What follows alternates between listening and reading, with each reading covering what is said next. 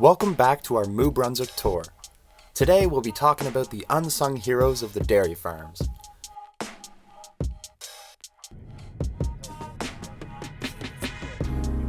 There aren't just cows on dairy farms, but also other animals that caught our attention. You may have guessed it, it's the pets. We've seen horses, ducks, dogs,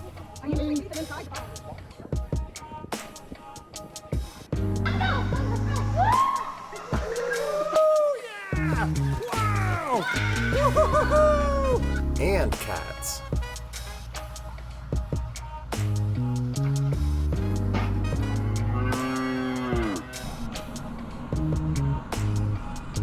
He's on to me.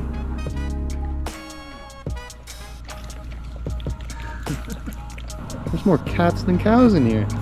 Not only are these furry friends cute, but they are useful too. Horses are still used to carry people and things around.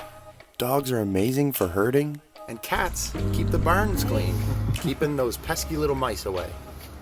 All the life on the farm works together. To keep learning more about dairy farms, continue to follow our trip.